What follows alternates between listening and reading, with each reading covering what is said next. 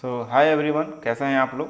तो आज के इस वीडियो में मैं आपको एसएसबी से रिलेटेड सारे डाउट क्लियर करने वाला हूं। जैसे आप कभी भी ऑफिसर बनने जाते हो, अगर आप ऑफिसर बनने जाते हो तो आपको एक इंटरव्यू क्वालिफाई करनी पड़ती है, जिसको हम कहते हैं SSB interview, service selection board interview. ये माना जाता है कि दुनिया का सबसे टफेस्ट इंटरव्यू है, जो कि आपको एक ऑफिसर बना के देती है, एंड इससे होके आपको गुजरना ही पड़ेगा। तो इस वीडियो में आपने बहुत सारे यूट्यूब पे देखे होंगे वीडियो ट्यूटोरियल 10 मिनट 5 मिनट के, शायद ये वीडियो हो सकते कुछ लंबी हो जाए, लेकिन इस वीडियो में मैं आपको XYZ ए टू लेके जेड सारे डाउट क्लियर कर दूंगा। आपको कहीं और कोई भी वीडियो देखने की ज़रूरत नहीं है। आपकी स्क्रीनिंग क्या होती है, साइको टेस्ट क्या होती है, GTO टास्क क्या होता है, पर्सनल इंटरव्यू क्या होता है, वो सारी पॉइंट इस वीडियो में आपको एक भी डिटेल क्लियर करना है। और साथ में मैं आपको लाइव टिप्स भी बताने वाला हूं कि क्या एसएसबी में आपको करना चाहिए, क्या नहीं करना चाहिए, क्योंकि मैंने खुद मैनी टाइम मैंने खुद एसएसबी इंटरव्यू दिया है, एंड मुझे बहुत सारे अच्छे से एक्सपीरियंस है कि एसएसबी इंटरव्यू में क्या होता है, क्या पूछा जाता है। एंड अगर आप बिगनर्स हो, अगर आप सपोज करिए कि आप 11th में हो, या फिर आप 12th में हो, या फिर आप एग्ज़ाम दे चुके हैं, या हालांकि इंटरव्यू की डेट भी अभी स्टार्ट हो चुकी है, तो इंटरव्यू की डेट पे स्टार्ट हो चुकी है, तो आप बहुत बेसिक लेवल पे आपको, अगर आपको जीरो नॉलेज है ना एसएसबी के बारे में, अगर आपको जीरो नॉलेज है तो भी आप यहाँ पे अपना 100% करके जाओगे, आपको कहीं और जाने की ज़रूरत नहीं पड़ेगी। तो चलिए वीडियो को जितना हो जल्दी से स्टार्ट करते हैं, ताकि टाइम थोड़ा सा कम बचा सकें। ठीक, तो बिल्कुल धीरे धीरे आराम से प्यार मोहब्बत से सब कुछ समझेंगे। देखिए, एसएसबी इंटरव्यू, इसका फॉर्मूला होता है सर्विस सिलेक्शन बोर्ड। मैं आपको एक बात समझा दूँ। जैसे अब एसएसबी इंटरव्यू क्वालिफाई करने जा करके आपको 3 ऑप्शंस मिलते हैं। एक होता है आर्मी, एक होती है एयरफोर्स, एक होती है नेवी। ठीक, देखो, एक होती है एसएसबी इंटरव्यू, एक होता है एएफएसबी इंटरव्यू। एएफएसबी का मतलब होता है एयरफोर्स सिलेक्शन बोर्ड। ठीक, एयरफोर्स सिलेक्शन बोर्ड। एसएसबी उन लोगों को मिलती है, एसएसबी उन लोगों को मिलती है जिन्होंने अपने परसेप्शन में आर्मी और नेवी चूज किया हो, और एएफएसबी उनको मिलती है जिनमें एयरफोर्स मतलब जिन्होंने अपने मतलब परसेप्शन में एयरफोर्स चुना हो। बस ये डिफरेंस है, बाकी दोनों के जो टेस्ट है, दोनों को जो टेस्ट है बिल्कुल सब सेम होने वाले हैं। कुछ नहीं, बस नाम का अंतर है कि अगर आप एएफएसबी मतलब एयरफोर्स चुनते हो तो आपको एएफएसबी का इंटरव्यू देना पड़ेगा, और आप आर्मी और नेवी चूज किए हो तो आपको एसएसबी का इंटरव्यू देना पड़ेगा। बाकी दोनों में सब कुछ सेम है, सब सेम है, टेस्ट से लगाए सब कुछ नेम है। बस ऐसा समझ लो कि जैसे एक पापा हैं, उनके 2 बेटे हैं, 2 जुड़वा बेटे हैं, जिनकी शक्ल सेम, सब कुछ सेम है, बस उनका उनका उनका काम मतलब सब कुछ सेम है, ऐसे समझ लो। ठीक, तो अब देखो बिल्कुल बेसिक समझते हैं। इंटरव्यू आपको फॉर्मूला तो पता ही होगा, service selection board, air force selection board, formula आपने लिख लिया होगा शायद, और लिख लो अगर नहीं पता है तो। अब आगे बढ़ते हैं, देखो ध्यान से। NDA 2026 complete guide. ठीक, एसएसबी इंटरव्यू जो है टोटल, ये आपको चलती है टोटल 5 दिन। एसएसबी इंटरव्यू एक लौती है इंटरव्यू जो 5 दिन चलती है। और आपको जानकारी के लिए बता दूं कि जो आईएएस, पीसीएस, ये जितने सारे इंटरव्यू सबके होते हैं ना, इनसे कहीं ज़्यादा टफ इंटरव्यू होते हैं। एसएसबी इंटरव्यू के 0.01% सिलेक्शन रेशियो है, तो इसको हल्के में लेने की बिल्कुल कोशिश मत करना। और यही वजह है कि ये 5 डेज चलती है। एसएसबी इंटरव्यू देने के लिए आपको कई सारे एग्जाम क्वालिफाई करने पड़ते हैं, जैसे मतलब कोई भी ऑफिसर रैंक की जॉब हो, जैसे कि एफकैट हो गया, एनडीए हो गया। यहाँ पे मैं पेन टैब पे लिख रहा हूँ, तो अगर कुछ आगे पीछे हो जाए तो मैनेज कर लेना। ठीक, एनडीए हो गया, सीडीएस हो गया, एंड कोई भी बहुत सारी ऑफिसर रैंक की जॉब है, जहाँ पे आपको अगर ऑफिसर रैंक की जॉब में जाते हो तो आपको एसएसबी इंटरव्यू देना ही पड़ेगा। एसएसबी इंटरव्यू बहुत ज़्यादा टफ होता है, एक बार दोबारा मैं बता दे रहा हूँ। ठीक, अब देखिए इसका प्रोसेस समझ लेते हैं, एक एक करके सारा प्रोसेस समझ लेते हैं। एसएसबी इंटरव्यू जो है 2 फेज में डिवाइड होता है, स्टेज 1 एंड स्टेज 2। स्टेज 1 को हम क्या कहते हैं, स्क्रीनिंग कहते हैं। ठीक है, ध्यान से देखना, एक स्टेज 1 को कहते हैं स्क्रीनिंग, एंड स्टेज 2 को कहते हैं कॉन्फ्रेंस। ठीक, अब देखो जो स्टेज 1 है ना, या तो देखो जब आप एसएसबी के इंटरव्यू के लिए आप जाते हो, वहाँ पे एसएसबी सेंटर पे जाते हो, अपने एसएसबी सेंटर पे जाते हो, तो आप या तो पहले दिन घर चले जाओगे, मतलब ये जो फर्स्ट स्टेज है इस टेस्ट को कंप्लीट करने के बाद अगर इसमें आप पास हो जाते हो तो पहले दिन घर चले जाओगे, या फिर अगर आप स्टेज 1 कंप्लीट कर लेते हो तो टोटल 4 दिन आपकी स्टेज 2 चलती है। बात समझ में आ रही कि मैं क्या कह रहा हूँ? टोटल स्टेज मतलब एक दिन चलता है स्टेज 1, मतलब एक दिन भी नहीं चलता है, टोटल दोपहर तक ही चलता है। एक दिन चलता है स्टेज 1 एंड बाकी के 4 दिन चलता है स्टेज 2। स्टेज 1 में सिर्फ आपके 2 ही टेस्ट होते हैं, इसको हम आगे आपको बता देता हूँ। स्टेज 1 में सिर्फ 2 टेस्ट होते हैं, ठीक है। पहला होता है OIR टेस्ट एंड दूसरा होता है PPDT। एंड हालांकि फिलहाल अभी SSB ने अपने कुछ नए चेंजेस किए हैं, तो मैं वो भी आपको सारे डिटेल के साथ एक्सप्लेन कर दे रहा हूँ। देखो ध्यान से, मैं बिल्कुल इसीलिए सारा कुछ बना के लाया था। देखो पहले क्या होता था OIR टेस्ट। OIR का मतलब होता है ऑफिसर इंटेलिजेंट रेटिंग, मतलब कि आपकी मेंटलिटी स्टेबिलिटी क्या है, आप थोड़ा सा कन्फ्यूजन तो नहीं हो। इसमें बेसिकली कुछ होता नहीं है, ये टेस्ट आपको चलता है जैसे मतलब रीजनिंग टाइप से होता है, एक रीजनिंग टाइप से होता है, एक रीजनिंग टाइप से ऐसा समझ लो कि आपको 2 टेस्ट, मतलब जैसे मान लो ना कि आपको अगर आपके रीजनिंग में 100 क्वेश्चन है तो आपको उसका आधा मिनट मतलब आपको 50 मिनट का टाइम मिलेगा। एंड ये क्वेश्चन नंबर फिक्स नहीं है, मतलब हर SSB सेंटर और हर FSB सेंटर में क्वेश्चन नंबर अलग आ सकते हैं। कहीं 75 हैं तो आपको 75 का आधा जितना 35 70 एंड 33 से लेके 34 मिनट आपको टाइम मिल सकता है। डिपेंड करता है कि आपके क्वेश्चन, मतलब मैंने जितना SSB दिया मैंने ये देखा है कि जितने क्वेश्चन होते हैं उसका आधा मिनट का मतलब उसका हाफ ऑफ द टाइम आपको मिनट में मिलता है आपको OIR देने के लिए। इसमें बेसिकली रीजनिंग से क्वेश्चन होते हैं जिसको वर्बल कहते हैं, पजल्स नॉन वर्बल कहते हैं। ऐसे समझ लो वर्बल नॉन वर्बल को मतलब समझ लो कि जैसे यहाँ पे 4 फिगर ऐसा सेम 4 फिगर दिए रहेंगे एंड एक फिगर याद दे रहेगा, तो इस फिगर को आपको कंपेयर करना रहता है कि कौन इसमें से है एंड उसी को टिक करके बस, ऐसा कुछ नहीं होता। एंड इसमें कोई नेगेटिव मार्किंग नहीं होती है, इसमें टोटल कोई नेगेटिव मार्किंग नहीं होती है। इसलिए आपको अगर आप SSB इंटरव्यू देने जा रहे हो तो आपको जितने लगे ना, आपने अगर मतलब सपोज करो कि आपको वैसे तो वहाँ पे टाइम दिखाई नहीं जाती है, लेकिन आपको जितने मिले आप सारे करके आओ, सही गलत जो भी हो, अगर आपको पता हो तो भी, नहीं पता हो तो भी, ठीक। उसके बाद सेकेंड OT है हमारी PPDT, picture perception and description test. इसमें क्या होता है कि आपको एक ब्लैक एंड व्हाइट है, जैसे यह पिक्चर दिखाई दे रही है, ऐसी ब्लैक एंड व्हाइट आपको पिक्चर दिखाई जाएगी। ये दिखाई कितने समय के लिए जाएगी? आपको 30 सेकेंड के लिए। एंड ये आपको दिखाई कहाँ जाती है? एक प्रोजेक्टर पे दिखाई जाती है, जो पुराने टाइम वाले बाबा आजम के ज़माने वाले प्रोजेक्टर नहीं है, तो उस पर दिखाई जाती है कि मेरे को समझ ही ना आए कि उसमें अंदर कुछ था या नहीं था, इतना धुंधला दिखाई देता है। तो आपको अपनी आंखों की रोशनी थोड़ी बढ़ा के जानी पड़ेगी। जैसे रास्ते पर चलते हो किसी को देख के या किसी का नंबर एक पल भर में याद कर लेते हो ना, वैसे वहाँ पे याद करना पड़ेगा कि उस पिक्चर में था का। एंड पिक्चर में देखो एक बात हमेशा याद रखना, कभी भी पिक्चर में सिर्फ अपने कैरेक्टर मत देखना कि मैंने कैरेक्टर देख लिया अब हम यहाँ पे स्टोरी लिखूंगा, नहीं। अपना बैकग्राउंड देखो कि यहाँ क्या है, यहाँ पे पेड़ है, यहाँ पे तेज़ तेज़ हवाएं चल रही हैं, या फिर बारिश भी हो सकती है, ये पौधे आपस में मतलब बारिश भी चल हो रही है और हवाएं बोल रही है, यहाँ पे शायद हल्का फुल्का बादल भी है, यहाँ पे कुछ किसान टाइप के लग रहे हैं, या फिर ये दोस्त है अपने साथी, इन तीनों दोस्तों को बुला रहे थोड़ा जल्दी चलो। ऐसे तो ऑब्जर्वेशन करना पड़ेगा, अपने मेन कैरेक्टर से ज़्यादा उसके बैकग्राउंड ऑब्जर्व करोगे ताकि आपकी स्टोरी और ज़्यादा बेहतरीन बन पाएगी। इस बात को याद रखना। बात समझ में आ गई?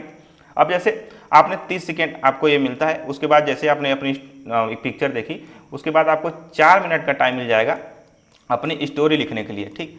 4 मिनट स्टोरी लिखनी पड़ेगी आपको। आपने स्टोरी लिखी, उसके बाद आपको टोटल 15 से लेके 20 मिनट का टाइम मिल जाता है अपनी स्टोरी को रिवाइज करने के लिए। आप अपनी स्टोरी रिवाइज करिए, उसके बाद आप जाएंगे, कहाँ जाएंगे?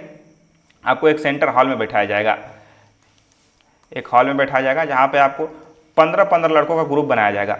हर लड़का अपनी मतलब एक एक करके सभी बच्चे सभी कैडेट्स अपनी स्टोरी को नरेट करेंगे एंड जब सभी नरेट कर लेंगे फिर उस स्टोरी को आपस में फिर उसको हम क्या कहते हैं GD मतलब ग्रुप डिस्कशन करेंगे।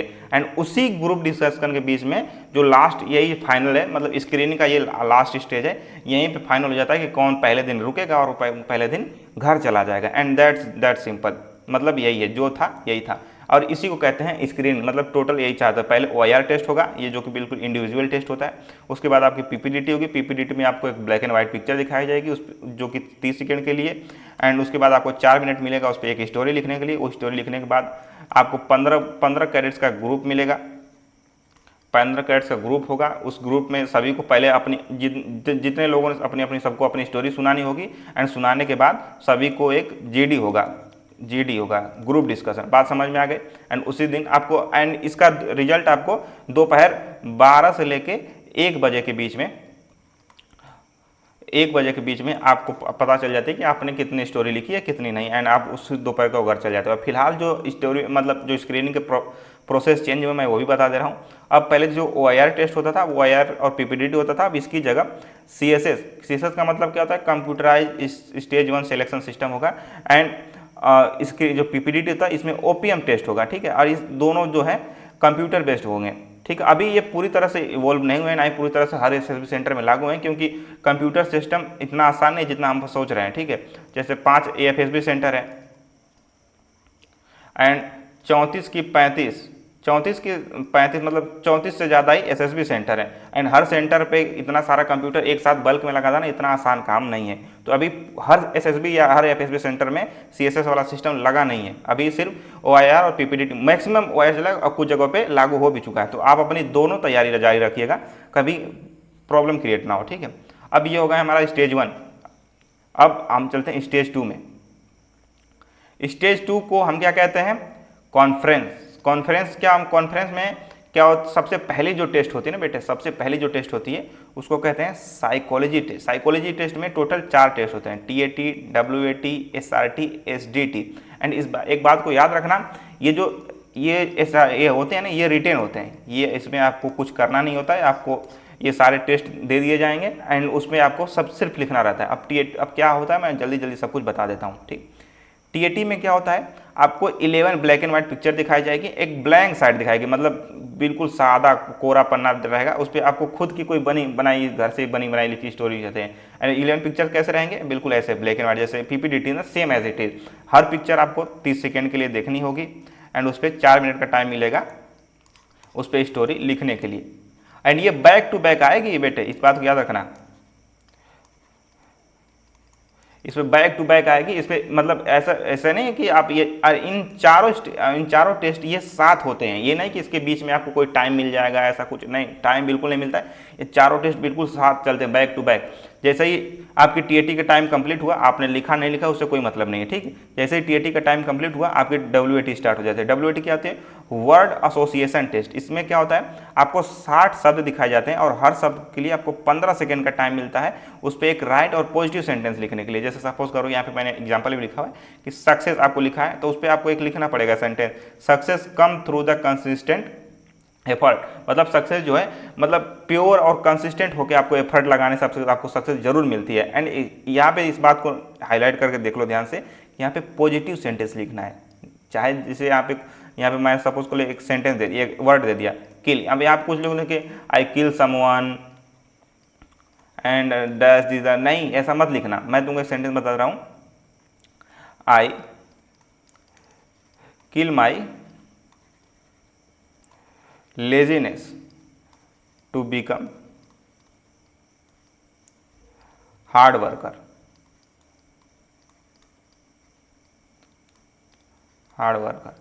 देखो, I kill my laziness to become a hard worker. देखो राइटिंग में मत जाना, ठीक है, थोड़ा सा अपने आप से मैनेज कर लेना। तो ये हो गई इसकी थोड़ी, हाँ अब सही है, I kill my laziness to become hard worker. ऐसे नेगेटिव सेंटेंस आपको मिलेंगे, उस पर आपको क्या करना है, पॉजिटिव सेंटेंस बनाना है। नेगेटिव वर्ड मिलेंगे लेकिन आपको पॉजिटिव रहना है, यानी यही एसएसबी है, तभी जाके आप ऑफिसर बनते हो। कल को अगर आप बॉर्डर पे चले जाओ, लड़ाई झगड़ा चल रहा है, तो आप तो पहले गोली दाग दोगे यार, तो ऐसा नहीं करना है, ठीक। अब थर्ड साइकोलॉजी में जो थर्ड टेस्ट होता है जिसको कहते हैं SRT, सिचुएशन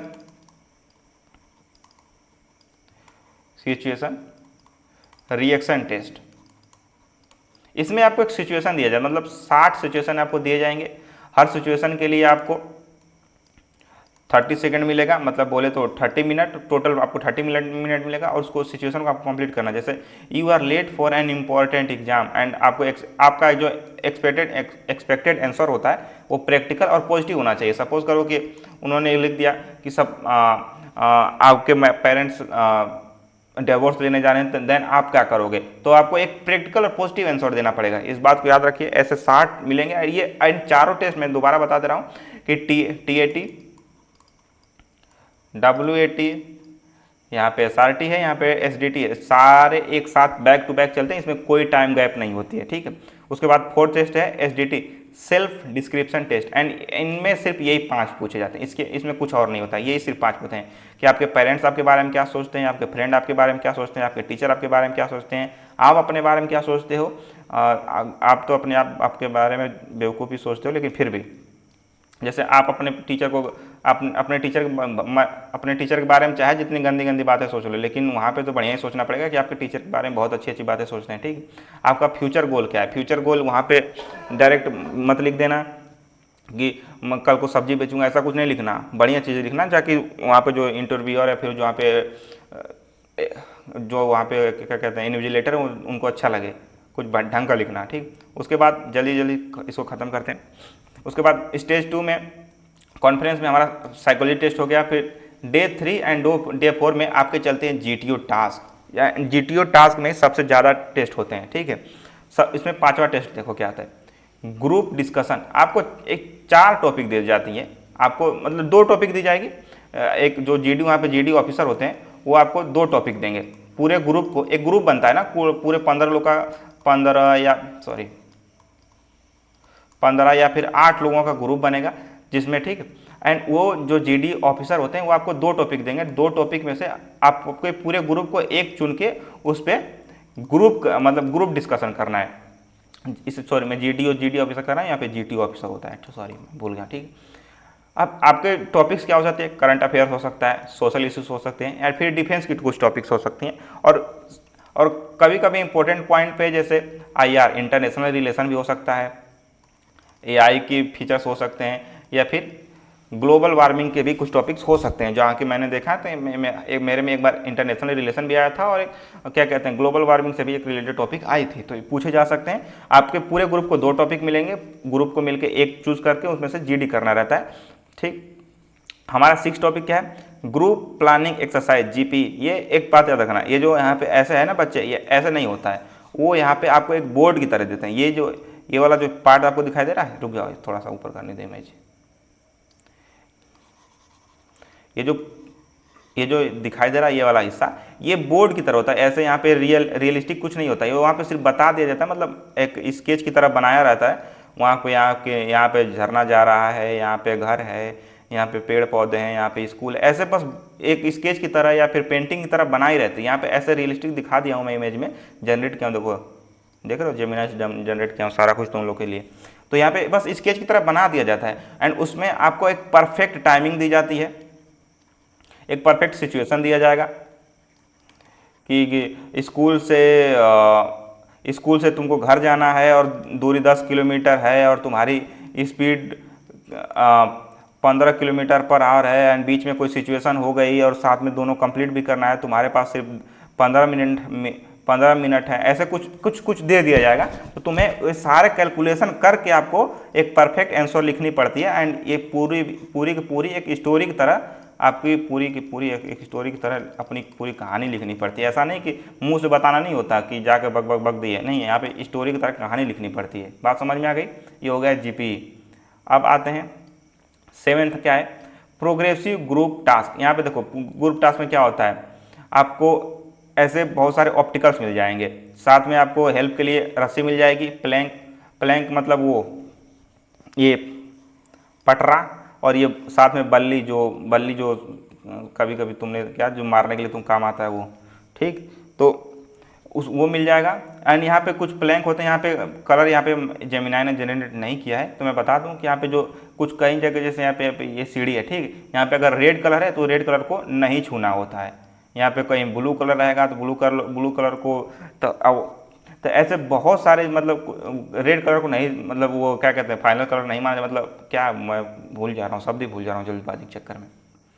तो ये ग्रुप टास्क है, समझ लो। फिर आपका आता है हाफ ग्रुप। इस बात को याद रखना, जितने टास्क हो रहे हैं, एवरी टास्क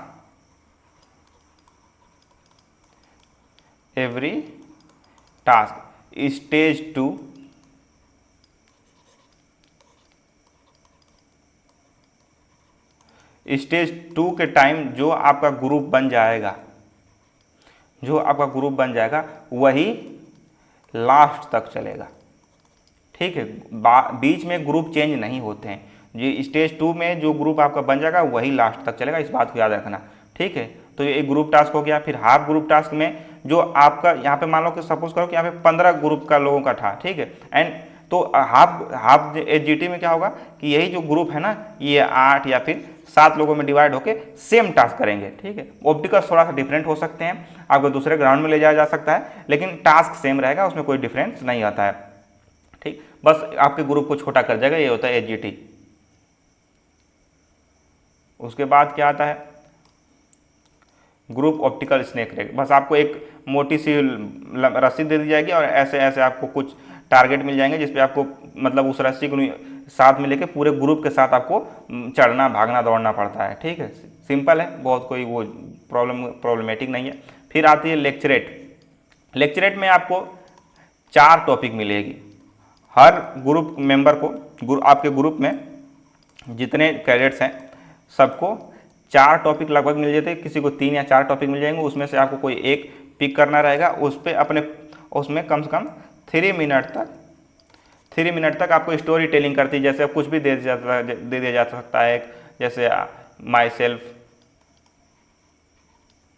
मोबाइल, ऐसे कुछ भी टॉपिक आपको 4 दी रहेगी और उसमें से आपको कोई एक चूज करके उस पर आपको एक बढ़िया से 3 मिनट तक अपने ग्रुप को एक्सप्लेन करना रहता है। ठीक, उसके बाद होता है ग्रुप ऑप्टिकल स्नेक रेस। अच्छा, ये तो दोबारा हो गया क्या?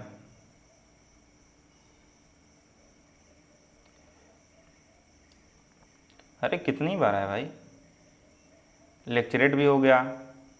लेक्चरेट देखो ऐसे होता है, अपने पूरे ग्रुप को आपको पूरे एक टॉपिक मिल जाएगी जिसका पूरे ग्रुप को आपको अपनी टॉपिक के ऊपर 3 मिनट तक कोई बढ़िया सी स्टोरी या फिर उसके बाद में कोई नॉलेजेबल चीज़ आपको बतानी होती है। ठीक, उसके बाद आती है इंडिविजुअल ऑप्टिकल्स आयो, मतलब सभी को अलग अलग टास्क मिल जाएंगे, जैसे वॉल जंप हो गया, रोप क्लाइंबिंग हो गया, बैलेंस हो गया। मतलब ऐसा समझ लो कि सभी हर ग्रुप मेंबर को अलग अलग एक टास्क करना, एक टास्क नहीं मतलब 10-15 एक साथ, मिनिमम 10 तो मिलते ही हैं। मैंने जहाँ तक मैंने देखा, मैंने किया है मिनिमम 10 मिलते हैं। फिर मंकी क्राउल हो गया, रोप क्लाइंबिंग हो गया, वॉल जंप हो गया, ऐसे 10 टास्क आपको मिलेंगे जो उस पर चढ़ना कूदना भागना रहता है और कुछ है नहीं उसमें। उसके बाद है कमांड टास्क, ये ध्यान देना, ये सेम पीजीटी की तरह है, बस आपके जो ग्रुप मेंबर में से किसी 2 को आपको पिक करना रहेगा एंड आप रहेंगे कमांडिंग ऑफिसर। एंड ये समझ लो कि आप जो इनको सेम पीजीटी की तरह है, आपके टास्क ऑप्टिकल सब सेम रहेंगे, बस आप आप हेल्प नहीं